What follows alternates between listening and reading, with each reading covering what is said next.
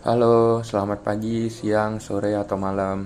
Hari ini saya lagi mengunjungi salah satu pelabuhan, yaitu Pelabuhan Umum Pelindo Gresik.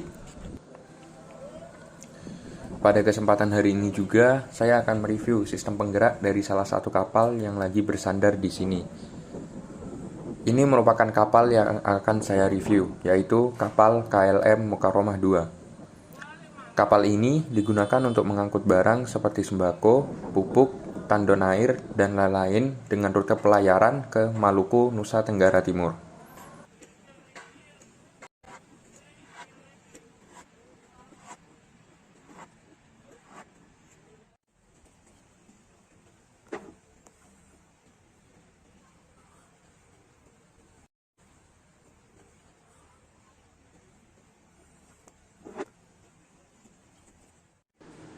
Ini merupakan bagian main deck dari kapal KLM Mukaromah 2 dan dapat dilihat juga di mana terdapat ruang muat di bawahnya.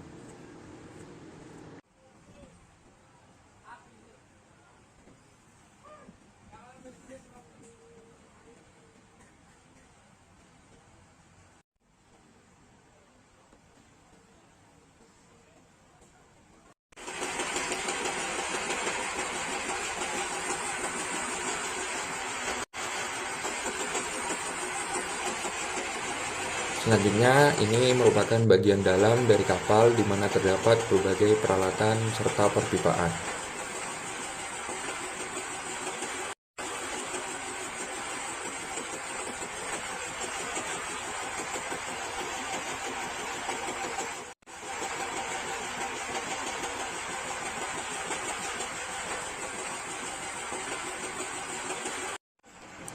Dapat kita lihat juga terdapat tangki bahan bakar yang menggunakan tandon.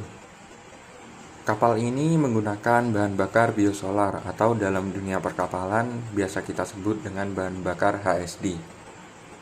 Dengan menggunakan bahan bakar ini, kapal tidak perlu menggunakan pemanas bakar sehingga menghemat tempat dan juga memperbanyak ruangan kosong untuk kargo.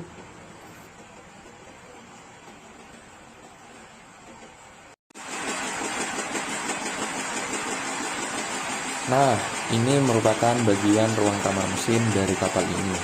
Ruang kamar mesin sendiri berisi mesin-mesin yang dibutuhkan untuk operasi kapal, termasuk untuk menunjang kehidupan awak kapal ketika sedang berlayar. Di dalam ruang kamar mesin sendiri dapat terlihat banyak sekali mesin, peralatan, perpipaan, serta kabel di dalamnya.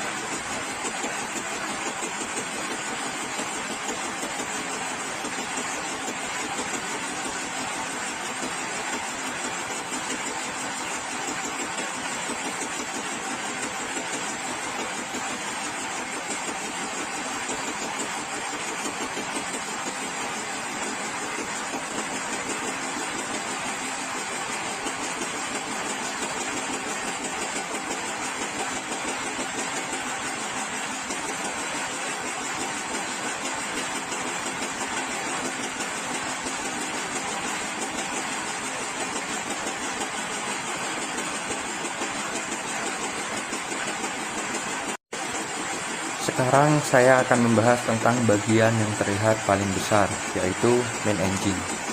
Main engine sendiri berfungsi untuk menghasilkan daya dorong terhadap kapal, sehingga kapal dapat berjalan maju ataupun mundur.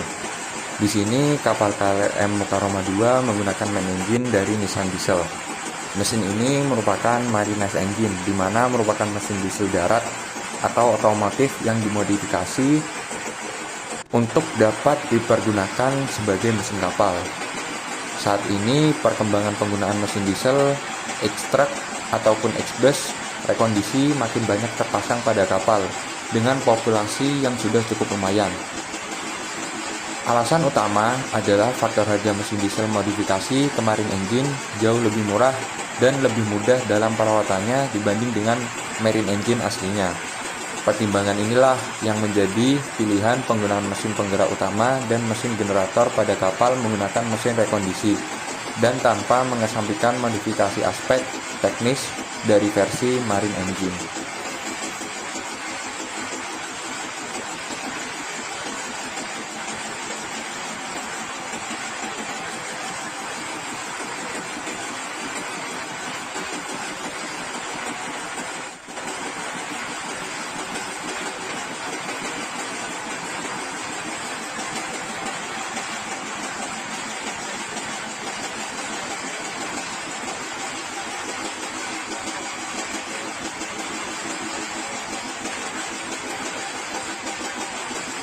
Pada Marines Engine diperlukan beberapa penyesuaian. Penyesuaian tersebut diantaranya komponen marine heat exchanger atau water cooler, marine exhaust manifold, pemilihan strain book atau stand tip, monitor panel, serta penentuan engine mounting.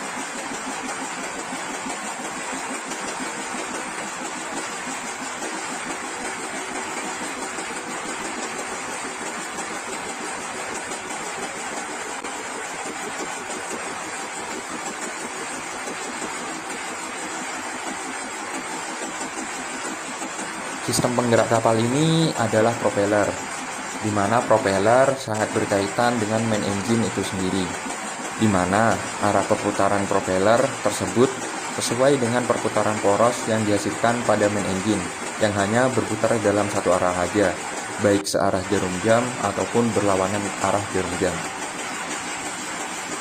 Arah perputaran main engine kapal yang hanya satu arah tersebut bukan berarti tidak bisa dirubah.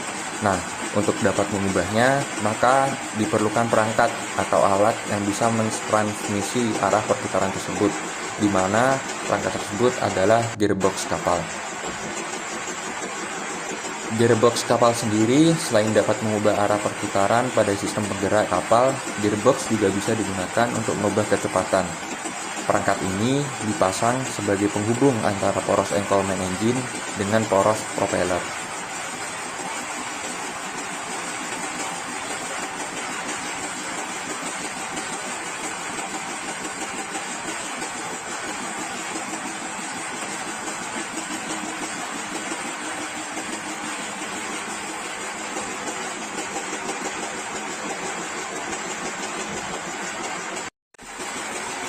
Di dalam kamar mesin juga terdapat mesin generator atau generator engine.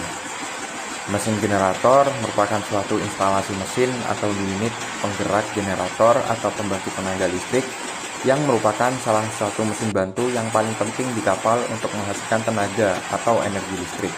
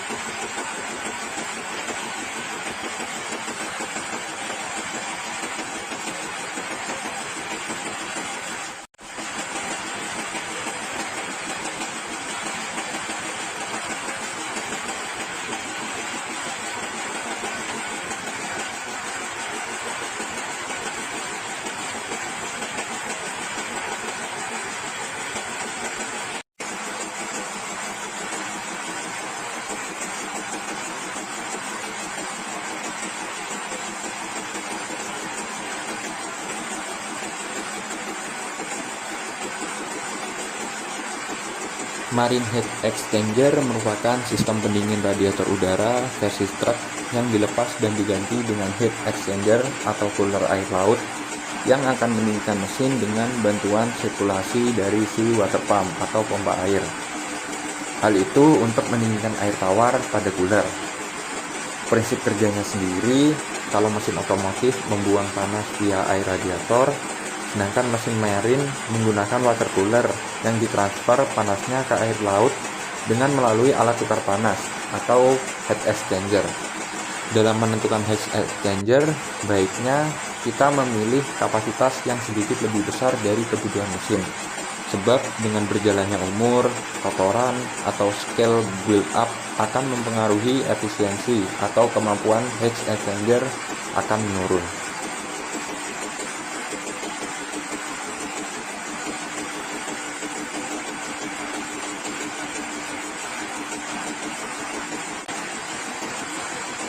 Selanjutnya terdapat strain book atau stantip yang merupakan alat dari produk fabrikasi yang memiliki fungsi sebagai tempat pemasangan shaft stainless, cutlass bearing, dan pipa housing. Strain tube satu set terdiri dari dua bagian, yaitu bagian luar dan bagian dalam, di mana materialnya dibuat dari kuningan dan baut-bautnya terbuat dari stainless.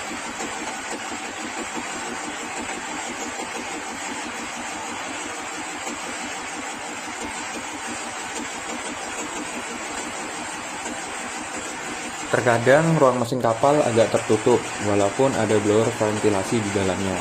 Panas dari mesin yang harus bisa dibuang secara baik agar suhu di ruang mesin tidak melebihi dari 15 derajat ambient temperatur. Jika suhu dalam ruang mesin di atas 40 derajat Celcius, mesin bisa terkena derating up sampai 10%, maka akan terjadi hilang power sebesar 10% juga, dan jadilah mesin overload 10% pada saat dioperasikan pada full load. Udara ambien panas atau high altitude adalah musuh dari mesin. Apalagi bila ruang mesin kapal tidak menggunakan force ventilation blower atau ukuran blower yang kekecilan, atau hanya mengandalkan celah-celah udara ventilasi yang natural, maka akan mengakibatkan resiko lifetime engine akan lebih cepat.